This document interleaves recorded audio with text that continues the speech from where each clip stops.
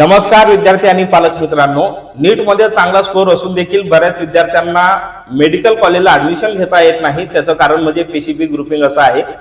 तर विद्यार्थी मित्रांनो, पीसीबी ग्रुपिंग म्हणजे काय हेच आपण या व्हिडिओमध्ये आज बघणार आहोत। तर विद्यार्थी मित्रांनो, पीसीबी ग्रुपिंग म्हणजे जर विद्यार्थी हा जनरल कॅटेगरीचा असेल, म्हणजे जनरल कॅटेगरीचा विद्यार्थी आणि ईडब्ल्यूएस कॅटेगरीचा जर विद्यार्थी असेल तर या विद्यार्थ्यांना जर महाराष्ट्रामध्ये त्या ठिकाणी एमबीबीएस आणि बीडीएस या कोर्सेससाठी ऍडमिशन घ्यायचं असेल तर अशा विद्यार्थ्यांना मात्र फिजिक्स, केमिस्ट्री, बायोलॉजी या तिन्ही विषयाची बेरीज त्या ठिकाणी 150 पेक्षा जास्त पाहिजे, म्हणजेच 50% पेक्षा जास्त त्यांचं ऍग्रिगेशन येणं गरजेचं आहे।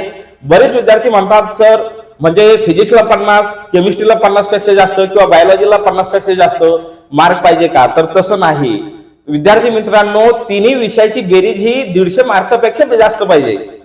त्याला आपण काय म्हणतो, पीसीबी ग्रुपिंग म्हणतो। जरी तुम्हाला एखाद्या विषयाला 50 पेक्षा कमी स्कोर असेल, एक्झाम्पल फिजिक्सला कमी स्कोर आहे, 40 स्कोर आहे, केमिस्ट्रीला 50 आहे आणि जर बायोला तुम्हाला 60 असेल तरी सुद्धा तुमची पीसीबी ग्रुपिंग भरेल। तर तिन्ही विषयाची बेरीज ही काय पाहिजे बेटा, 150 मार्क पाहिजे। म्हणजेच त्या ठिकाणी ही जी काही ग्रुपिंग क्रायटेरिया आहे 150 मार्काचा, हा म्हणजे 50% चा हा त्या ठिकाणी जनरल आणि ईडब्ल्यूएस कॅटेगरीच्या विद्यार्थ्यांसाठी असेल। त्याच्यानंतर जर रिझर्व्ह कॅटेगरीचा विद्यार्थी असेल आणि त्याला महाराष्ट्रामध्ये एमबीबीएस किंवा बीडीएस ला ऍडमिशन घ्यायचं असेल तर अशा विद्यार्थ्यांसाठी पीसीबी ग्रुपिंगचा क्रायटेरिया जो आहे हा त्या ठिकाणी 120 आहे। म्हणजे 40% त्या ठिकाणी त्यांना फिजिक्स, केमिस्ट्री आणि बायोलॉजी मध्ये मार्क्स असणं गरजेचं आहे। तिन्ही विषयामध्ये 120 मार्क्स असणं गरजेचं आहे। हे झालं एमबीबीएस आणि बीडीएस कोर्ससाठी।